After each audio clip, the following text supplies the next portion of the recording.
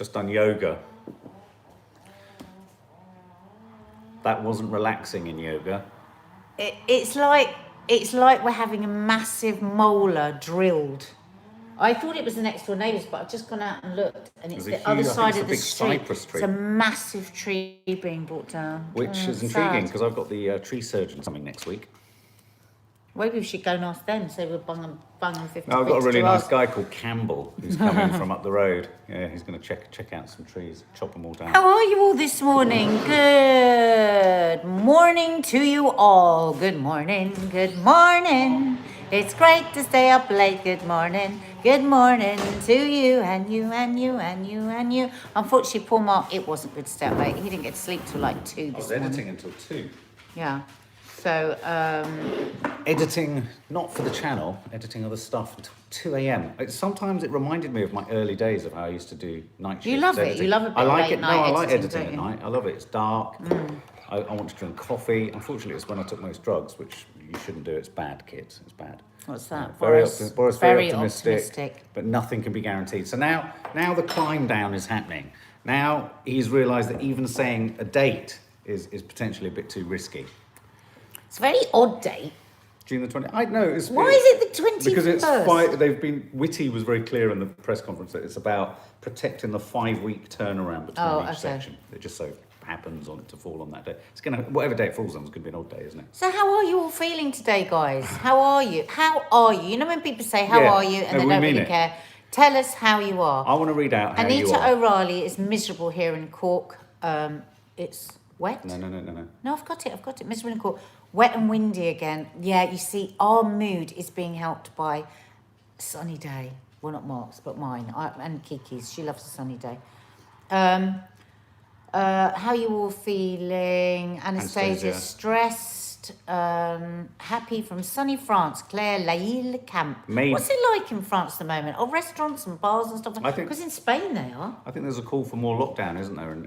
I think cases are going up again in France. Well, and you haven't got much vaccine, have you? No. That's the thing. Shit. Apparently we're having a bit of a tight week for vaccines here, Matt Hancock said this week.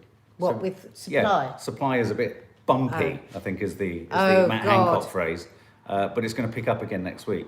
But I really recommend that everyone should just because lots of people have done this, go to vaccination centres at the end of the day and see if you can get one, because these vaccines are going to waste. It's shocking. Why don't we phone Selhurst Park and ask? Well, I would be really happy to go every day rather than vaccines being chucked away. I mean, only if it's a wasted one. Yeah, if it's a wasted one, why not? I mean, apparently some vaccination centres are having to close early because people haven't turned up for their appointments. And it's like, come on, You're joking. I mean, it's just wrong. Macron is not impressed. Leggy Blonde Jen, morning. I'm excited as my birthday is the 28th of June, Leggy Blonde Jen. That's kind of a result, so you're going to have a bit of a garden party. Nanny Dies is the 14th, so she can't have that get-together of all 100 friends that she's got at that group that she goes to. Can you, Mum? Oh, Linda Kett's booked the day off on the 21st of June so I can watch the TV and watch the mayhem. I think it'll be VE Day. Oh, here's Lee. Hi, Lily. My 6-year-old niece has to go back to school today as my sister was called into work, and apparently on the way in she said she was nervous because she hasn't been at school for 3 years. Oh, it feels like she hasn't been there for 3 years. Oh, bless her. Oh. So I think a lot of people are feeling that. A lot of people are worried about I think a lot of people are desperate to see the back of their kids, unfortunately. I mean, I think a lot, on a practical level, I think an enormous number of parents are just sick to the back teeth of all my friends are. They can't wait to get their kids back to school. Yeah, just ship them off and send them off. But I think what comes with that is also, real fear and worry. Well, Lucy Gale, this is the thing. Anxious kids going back, no vaccines, but been done yet in my household. Well, you said Andy Burnham. Why don't we rewind a bit to how we felt yesterday? Because not everyone joined our live after the announcement. And I think both of us yesterday felt very kind of relieved, I think, that there was a roadmap, because I think not having anything to pin anything on is incredibly difficult. And we both felt that, I mean, when we told the kids were over the moon. The kids didn't have one bit of like, oh, that's ages away, did they? They were just really joyful that there was going to be an end. I mean, really, we were all quite tearful. Yeah. And then we started to break it down a bit, and you were like, actually, it's another 3 months until we can do anything. May the 17th was a very exciting date, isn't it? I mean, TUI and EasyJet have recorded their highest, yesterday recorded and last night, their fastest selling number of flights and bookings in the shortest period of time. I don't think people should be booking flights. Highest number. I mean, their share prices are going through the roof. It's just like TUI and EasyJet are just like on an absolute tear today because they'll be giving it all back. So many people have been booking holidays. Now, I just think, yes, May the 17th is, it's a shame they didn't make it May the 4th. May the 4th be with you. But May the 17th, it's 3 months away. So I'm going to say two things that sound. I'm going to say two things that are slightly contradictory. On the one hand, I think I just can't bring myself to get overexcited about the prospect of any holiday. Still, I don't know whether that's conditioning. I don't know whether it's caution. I don't know whatever. But the idea of actually pressing book just goes. And yet at the same time, 3 months is quite a while. May the 17th is quite a while. But I'm still okay with that because I think that with what? With 3 months, because we still have 500 deaths a day. We're still at the same, our peak, when you looked at that graph yesterday, is the same peak as we were last April. So if we were to just open up too quickly, we'll be back to massive infections, we'll be back to another lockdown. So I'm actually pleased with the caution, and I actually felt this seems like a really reasonable way of doing things. But this morning, Andy Burnham and an ex-SAGE member both said very, very similar things, which were, yes, they largely agree with that the Prime Minister has come out with a really good, safe plan, but why is everyone going back to school all at the same time? Why isn't there the same caution? Let's let the first group out, see what happens, see if infection rates go up, and then, because that's what they're doing with every other stage. Do you want me to let you know what I actually think? I think it's just such enormous pressure for people to go back to school. Can I tell you what I think the decisions are that have been made at the top of government? And I think this is the discussion that they had yesterday. I think the most interesting part of his speech last night, or his press conference, the most revealing part of his press conference talk and what he said in the House of Commons yesterday wasn't the roadmap, wasn't the dates, wasn't any of that. The most telling part for me of his entire announcement and all of yesterday was the way in which he's gently, and they are now going to have to gently sow the seeds of living with COVID and tolerating deaths. That's why when he said, unfortunately, people are going to die, people are going to get ill. Because that's the get out, and I don't say this in a critical way. There's a pragmatism that has to be at work here. That's got to be the government's get out of jail. They have to park there. They've done all they can. They're going to say they've done all they can.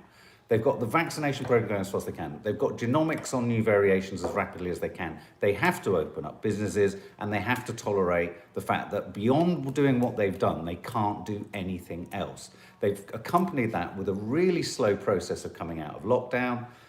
But we have to all accept that this is it now. This is it. Josephine Watson just said, I don't think any of us will ever go to work with a cough again. No, but I do think attitudes to kind of like sickness. It's like Lee was saying the other day, wasn't it? He goes, people will be like, whereas it used to be like, oh, don't give it to me when somebody goes, but now it'll be, what the fuck are you doing coming into work when you're not well? Yeah, there's going to be a change to the way that we live for sure. It's going to change. And I think what we might have is not even lockdowns in the winter, but we're going to have much more strident social distancing rules. And there is going to be a casualty cost that's tolerated. Yeah, that's it. Because like so many other things that we can die of. There's so many things. Look at sepsis, for instance. You could get a cut in the garden and you could get sepsis. Thousands of people die from sepsis every year. We have an acceptance of it. Yeah. And we're going to get to the same sort of place with COVID, I think. But my biggest, lots of people saying they're really concerned about kids going back to school. I don't say what I've just said, Velvet Vicky. What I've just said, Velvet Vicky Waiting, I haven't said lightly. I'm trying to explain where the government is at and what their philosophy is. You're absolutely right. It's easy to say. I'm not saying it. I believe it's what they're doing. It's easy to say, Mark, when you're not one of the vulnerable people like I am, they're talking about people like me dying. It's hard to accept when they're talking about you or your immediate family. I absolutely agree. But hopefully you're going to get the vaccine, Velvet. Hopefully you'll get the vaccine. Exactly. Hopefully you'll get that. No, I absolutely agree. But I think we're in that strange situation where there would have been someone vulnerable to the flu. And we But now no longer talk about those individuals. As brutal as that is and as awful as that is, there is a sort of societal tolerance of vulnerability to the flu, or there has been over previous years. And all I'm saying is that the government is going to get there. You're absolutely right. I mean, with all due respect, Nadia's parents are totally in the at-risk group. I mean, you know, there's no two ways about it. My dad's 87, he's got heart conditions, he's got diabetes, he's got... You know, so we're going to be strident in our protection but still. But let's not forget the weird anomaly with this virus. We saw a 115-year-old... 17. 115-year-old nun... 17. Okay, survived COVID. We've seen people with multiple underlying health conditions that have survived it. And then we see a 25-year-old. So, in a way, yes, there are some more people that are more... But in a way, we are all going to always be vulnerable to this. But there are going to be, obviously, groups that are more vulnerable. But this is what they're trying to make us understand. I mean, I was quite surprised by that graph yesterday, 20 to 49-year-olds.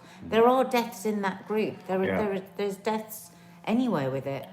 But, and I think what I'm finding intriguing and interesting, and we need to sort of pay attention to, is that it's like having an irritating mosquito right here. Is watching us as a society shift towards developing tolerance of the idea that this is going to be a threat in our lives, really. Cecilia, how do you say that? Cecilia Sinan from Ireland says, at least you're getting vaccinated here in Ireland. It's still very slow. I know. And Zoe was saying yesterday, gone back into we're in a 9-week lockdown. We're in a lockdown. I was just about to say, gone back into a 9-week lockdown. We're in a lockdown. No, we're still in. Well, the stay-at-home order is until March 29th, isn't it? We all feel we're coming out of it on March the 8th because schools go back, which essentially we are coming out of a full lockdown on March the 8th. Yeah, because of the schools. Yeah. Oh, Total Storm Addict! You missed your birthday song yesterday. I saw that. Oh, well, we'll have to sing it today. Yeah, absolutely. Gabrielle, teachers still not vaccinated before school return. Misdone, exactly. Many countries have not had a vaccine. Jane Bentley, I couldn't believe. 42%. I know, in under 65s. Yeah, what was that statistic? Well, the deaths under 65s was 42%. Of deaths are under 65? In the January-February deaths. Crikey, that is a shift. It's a massive shift. Yeah. I have my first vaccination today, says Leslie. Oh, I'm so pleased for you.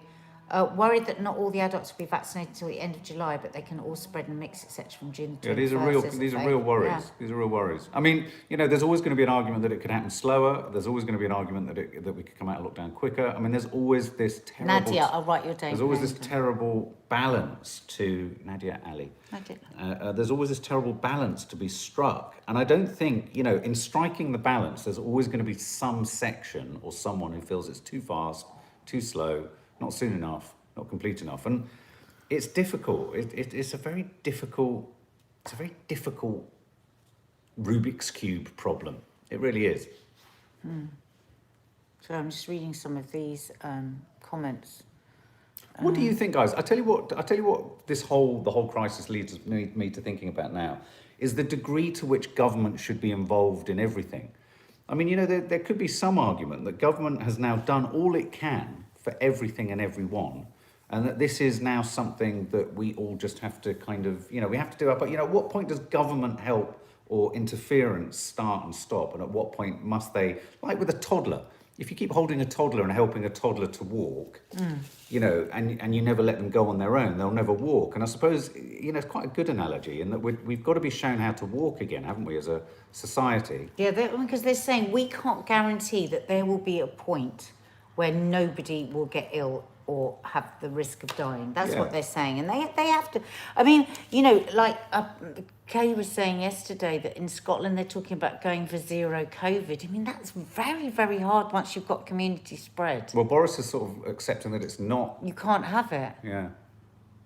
I mean, and I just think... Yeah, that balance between governmental kind of, at what point do they take the stabilisers off the bike and say, go on? And I suppose in a sense you could argue that all of these lockdowns have been stabilisers, try and go, all right, stabilisers again, try and go. Yeah. And I think there will be the option for stabilisers to be put back on. You know, like at Christmas, I do think, I mean, for a fact, I think we'll be stupid to think that come November, we won't be looking at all sorts of precautions to be put in place again. Yeah. I think we will.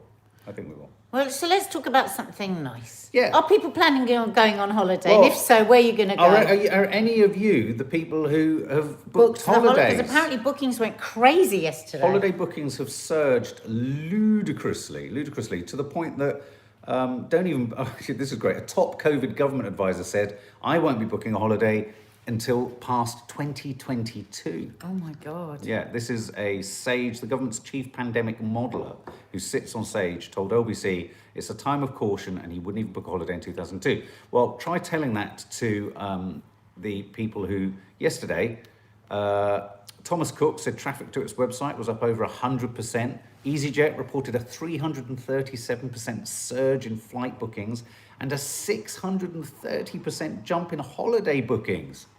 But okay, so this is the conundrum. If you've been vaccinated, why couldn't you go on holiday? There you go.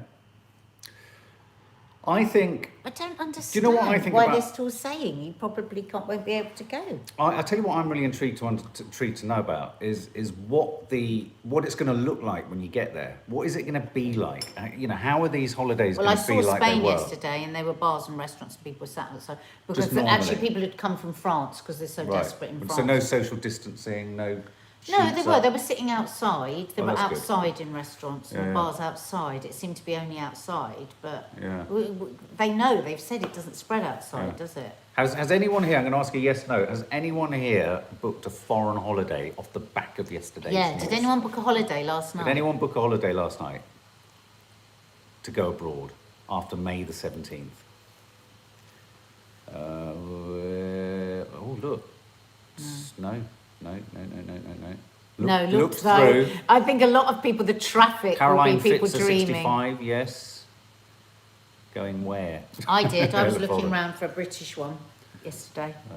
Not a bloody chance, Donny Harvey. No, that is a clear no freaking way. Janet Gorman, no way. I'm booked. Angela Newland. If they say we can and we're all vaccinated, I wouldn't have a problem with doing a nice little week in Greece, I have to say. If you were vaccinated, well, what about? See, I think it's going to be much. If we become a mass vaccinated country, which it looks like we're going to, we're going to be the most sort of desirable tourists for foreign destinations. They're going to really be drawn to us. These countries will collapse without tourism. I mean, Greece, Spain. Yeah. How are they? I mean, people are going to be starving in these countries if it's not open in some way. So once people are vaccinated, the world has got to. We're not going to go back to pre-flying all around the world, are we? It's just not going to happen. I think what's more tricky. I think you know what? I have less of a problem with flying into a sort of fixed resort that has its own controls and checks. And social distance, or whatever needs to be done. Everyone's got vaccine passports. You get in, you do your holiday there, and you come out. I suppose what becomes more problematic is things like interrailing or backpacking or trekking and all that kind of stuff. Because of course, but still, if you've been vaccinated. Well, I guess so, but you're going to be privy to the individual requirements of every single country, aren't you? And then they're not going to be consistent around the world. Yes, they are. No, they're not. All the vaccines have the same vaccine. No. The country's rules are not going to be consistent. At the moment, you can't go to various countries. Oh, right. Oh, I see what you mean. I thought you meant they're going to ask for different... efficacy. I'm talking about... Okay. I thought you were saying they're going to ask for different vaccines. So where you once might have been able to travel through all the Eastern Bloc countries of Europe because they're part of the EU, you might not because every country has its own stipulation. Obviously you're only going to book a holiday to where you can go. No, but that's what I just said. I said it's going to have an impact on that type of travel. It's going to be a certain type of travel that's going to be prevalent, which is going to be flying in to a resort, staying at a resort. I'm talking about all those youngsters, all those teenagers that go on their gap years. That's true, Sue Gilbert.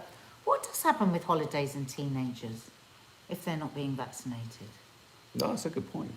That is a very good point. If you're going for vaccine passports and teenagers, well, I think, you know what, I think teenagers are going to be vaccinated. I mean, look, they test them on 6-year-olds now. So. It's coming, but you're right, I don't know. And I don't know, you know, whether it's going to be asked of us as a country or whether it's going to be asked... It's funny how quick, you know, we quite quickly could go from the pariah of Europe, Plague Island, to the most desirable tourists in the world. I know, because we have been Plague Island. We have been Plague Island to so many. Yeah. Not a single case of flu detected in England this year. So the Independent is reporting. as COVID restrictions kicked in. Not a single So how many case people of flu. normally die of flu? Shall I look? How many Not people a died? single case of flu. So is there an argument for saying this is just a more vicious flu? Is that a terrible thing to say? Let's see. I don't know why. I mean, how many people died? the PR team for flu must be feeling great, or feeling terrible. Depends which way you look at it. But maybe it's because so many people got vaccinated for the flu this year, didn't they? Well, the independent report just now is saying that it's down to social distancing. Can't wait for museums to be open. Elaine Stubbs to see the Ray Harryhausen exhibit. I said it's great. The miniatures guy from Clash of the Titans. And I went to Nadia his went house. to his house. Yeah, I did an interview with him years ago. It was lovely. So, the flu killed 64,000 people in 2018. Wow. Hang on, is that just in the UK? Which he said in the conference that children will not be vaccinated until much further down the line. But you're right, Jane, that creates all sorts of dilemmas for if there are sort of vaccine passports and vaccine passes being given to travel around Europe, say. Yeah, that must be right across the world, that figure. The travel industry needs to build their finances back up to operate the planes before anyone goes anywhere. Louise Jones, Callum's birthday. Okay, so in 16th birthday, 2018, making a note. flu and cold weather contributed towards 50,000 excess winter deaths in 2018. Wow. I mean, to say that it's replaced the flu is to not say it is the flu. Because No. I think a lot of people were trying to equate the two things. But I think a quid quo pro swap has happened between those who could have been vulnerable to the flu, perhaps have certainly been vulnerable to COVID. Yeah, absolutely. So what does that mean? I'm just trying to sort of run that thought through my head. What does that mean as we say we come out of social distance? Does that mean we're going to have an increased prevalence of flu and COVID in future years? Well, the thing is, we need to stop getting like little Jesus illnesses, because otherwise our own immune systems will get... Sarah Robinson, will you still have to self-isolate on return? So many questions, actually. I You're absolutely right. don't know. If you've had a vaccine, would you? I suppose we're still waiting to look at the data on transmission. It's starting to look good, but they don't know yet, really. This is the problem, isn't it? We don't know. Once we're vaccinated, then we are safe. But can we still transmit the virus? What's the viral load like? Because surely if you've been vaccinated, then you're not going to have a high viral load, are you, to transmit? But then when you think that you can be asymptomatic and still pass it on, so I don't know. I reckon until we know what the transmission is like, what with vaccinated people, we're going to still be masked up and stuff, don't you? I mean, obviously, it's not like the flu, because here's the proof that's in the pudding. Sorry, I'm just processing this information because this is how people trot this news around. You know, to equate the two simply because there's been no flu cases and there's been lots of COVID cases isn't the case, because, think about it, we've had as many deaths as we've had from COVID with all of this isolation, self-isolation, lockdowns, masking over a year. So that tells you just how unlike the flu this is. So I think the challenge there is that, yes, you know, as soon as we start to loosen up social distancing, I guess flu will become more prevalent. And I think probably it's fair to say flu will be a bit nastier because we haven't built up an annual resistance to... I mean, I think that's my worry, is that are we going to... I don't know. You start thinking about that, it's how long's a piece of string? I mean, we've all got to get bits and bobs and things. But I do feel for, you know, Velvet Vicky waiting, your point is absolutely, you know, on. If you're in that group which you feel the government is essentially saying, well, you've just got to kind of, you know, look after yourself, it must be incredibly frightening. I mean, you know, it's, you know, and again, I think the impetus there is to make sure you're vaccinated, and the impetus is on everyone to observe social distancing. And I said this yesterday, and I'll say it again today, as great as it hopefully is for so many people, this new release to freedom, spare a thought for those for whom it can't be as brilliant a day. I think a VE day with everyone jumping around and just going, yay, is going to be very tough for those who've lost people, for those who are still ill, for those who are vulnerable and shielding. And also for those people, I was reading an article yesterday who've lost jobs from a woman and everything. who's not any of those things, but she said, you know, I feel guilty, that I feel anxious about it lifting and going back into the world. I mean, I love my family, I love my friends, but I am a yes person. So I get asked to things and I say yes, even when I don't want to go. I'm a people pleaser. So maybe 5 times when I go to things, there's probably only once that I actually want to go, and the other 4 are because I'm people pleasing, and I've got to go back to that. Well, I'm reminded and of I that. think Yeah. On a lower level, you know, obviously people fearing for their lives is obviously the one end of the spectrum, but there is another end and somewhere in the middle where people just aren't necessarily looking forward to this in the same way. I mean, you're one of those, aren't you? You're a bit. Well, no. Very apprehensive about it. Well, I'm apprehensive. I'm not apprehensive about it from a work perspective, but I'm apprehensive. I think I'm reminded of that story at Christmas where a lot of people said, "Oh, brilliant! The dilemma of who to invite for Christmas has been removed." Yeah. And I think you take that thought and just spread it to your lives. 30% of people were pleased that they didn't have More to than see that, the it's people they were going to see. 47%. Yeah, but spread that thought to your lives. And I think a lot of people get a lot of stress in their daily lives from shit that they haven't had to do for the last year and a half or year. And not had to do from a kind of work shyness, but not had to do because you simply can't. And a lot of young people are feeling like that. So all parents are saying, well, it's great, you know, kids go back and they want to see their friends and they're behind. And there'll be kids that struggle with bullying that'll be dreading going back Can you to school. imagine if you're the child that's bullied at school and hearing that announcement yesterday? Yeah. Oh my God, the absolute, or the kids that are struggling at school, but also the kids that aren't, but just haven't had to have that stress. So I think we have to be mindful that not every kid is running there going, oh wow, this is the best news ever. Well, when Maddie heard the news yesterday, she said most of her friends are all in the school system. She's like, well, they're all going to hate this news. Yeah. I mean, you know, and okay, some of that is because they just don't want to go back to school and the strictness and da-da-da, and those are things that should be there and da-da-da-da. But also I really do feel really worried, and Andy Burnham was saying this morning. He said, you know, that's just thrown away. Kids will wear masks all day at school. Yeah. He said, I'm not happy about that. Kids wearing masks all day in their lessons. It does seem odd that everything else in society is gradual and yet the school thing is Everyone's complete. Going back, everyone's wearing masks that all does day. strike me as a and bit he strange. said, you know, that's an acknowledgement by the government that it is a spreading situation at school. I also genuinely... And how many kids are going to actually keep their masks like that on all day? And how many are just going to be going and holding it under their nose like we all do? We all forget.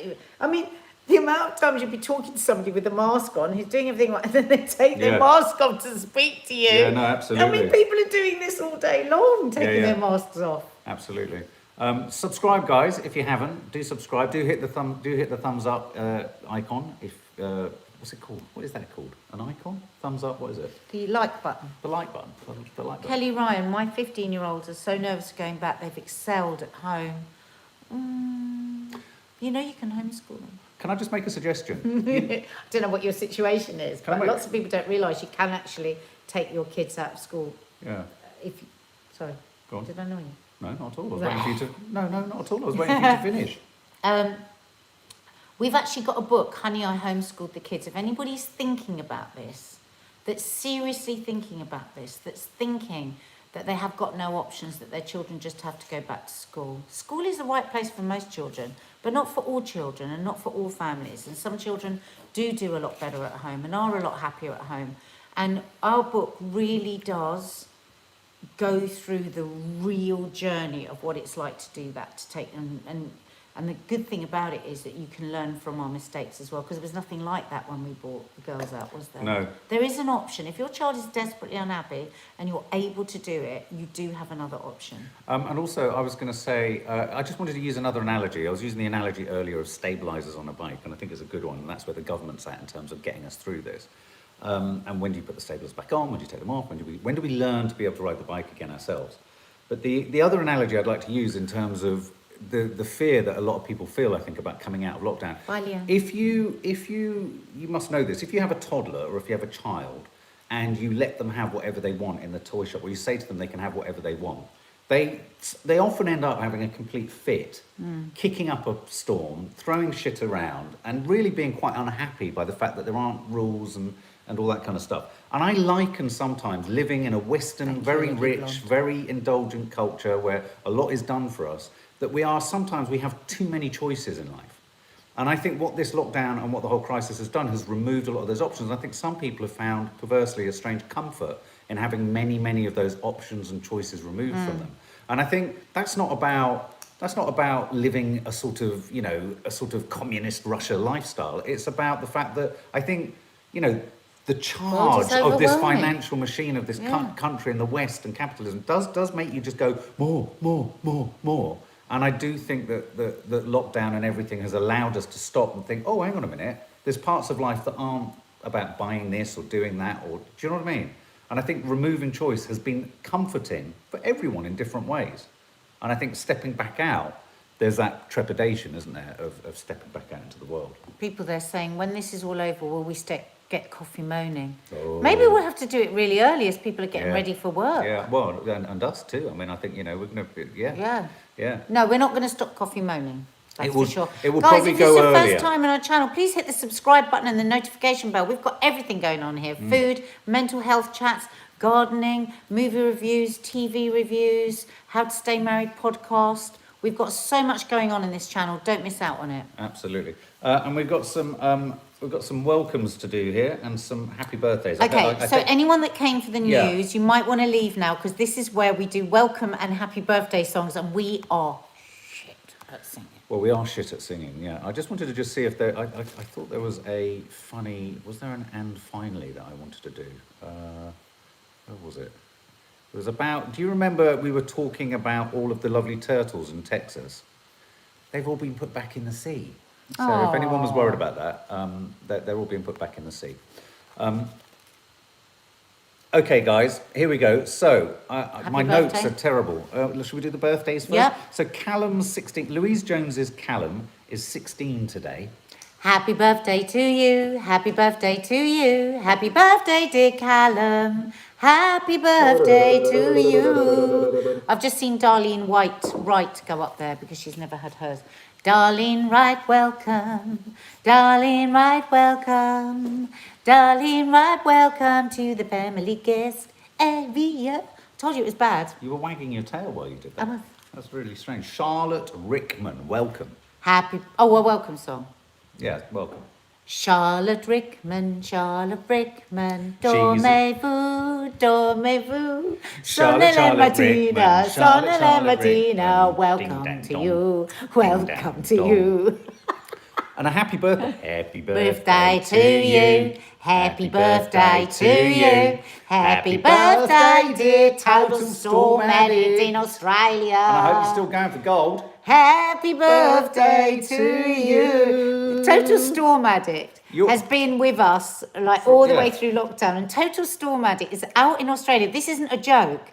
Searching for gold. She finds gold. She and he. I think it's husband and wife team. It's really entertained us this because, like at some of our darkest times in lockdown, they've just come out of the bush. We've been looking for gold. Got a nugget. It's just really entertained us. And hello, even if Petal you're not, Kate from Australia. I think there was one time weren't you projecting us onto the side of something in the bush at night? Bring back the bush. That's what I say. Hi, Nadia Mark. It's my birthday today, and my twin brothers, John. Can we have a song at the end, I've got please? this one. I've got Jean this one. and John. Jean Tutel, twins' birthday. So Jean and John. Jean Joan Tutel, Jean Joan Tutel. John Happy Tutel, birthday to you. Tutel, Happy Jean birthday John to you. Tutel, Jean John Tutel, Jean John Tutel. Happy birthday, happy birthday. John. Oh, that was I thought we did quite well there. High five. A welcome to Ali Jolly. Oh, Ali Jolly, Ali Jolly. Ali Jolly, Ali Jolly. Ali Jolly. I haven't done that in ages, actually, Ali. Welcome. Oh, this is really constricting my head now. And Nadia Ali. Nadia Ali, Nadia Ali. Welcome to you, welcome to you. Nadia Ali, Nadia Ali. Welcome to you. Welcome to you. It's really weird when you say your own name, somebody else. Is it? Yeah, it's a bit weird. Do you find that, Nadia? Yeah. Nadia? Such a strange name, isn't it? When you say it out loud. Nadia. It's an odd name. Nadia. Now I've just said it, I'm suddenly struck with how utterly odd it is. Nadia. My favourite way that anybody says it, nobody says it like my dad. Nadia. Nobody says it like that. No. You'd say it? Nadia. Oh, that's... Okay, all right. I'll go and fuck off. It's just so English, isn't Nadia. it? Nadia. Well, I don't think so. I put the J. No, Nadia. I always think of Nadia. Yeah. Nadia. No, Nadia. not like Nadia. that, because then you sound Nadia. like you've got problems. Nadia. Nadia. Nadia. Nadia. Let me try this. Okay, guys. You ready for this? You ready? And what are you doing? I was trying to throw you back, but your back is Sorry, I seizing up. I didn't know what was happening. My back isn't seizing up. I did yoga. Nadia. Yeah. Okay. But then I don't want to sound like your dad. That's weird. It's still not very good. No, I just don't think your name's right. Lots of love, everybody. Don't forget tonight Group in the hug, members Xander. Group hug. Come by up. Don't forget tonight in the Oh, yes. members area at 6:30. Mark is cooking. I don't know what he's cooking yet. But can we make it something that doesn't end up looking like a blobby bit of yellow No, stuff? Mark, the whole point is, what do you want to do every time cook something perfectly? I'm going to give you whatever you cook, and it's whether you make it or not. Can you be a bit of a kinder teacher today? No.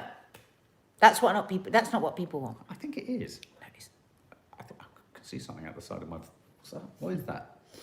Guys, So tonight cooking is at 6:30. 6:30. If we have chance, we're going to cook meals. Oh, you're going to do a meal in minutes. 20 minutes at some point. That will go up on the main The channel. vlog that was going to go up yesterday is going up today. Yay! All right, guys. Lots of love.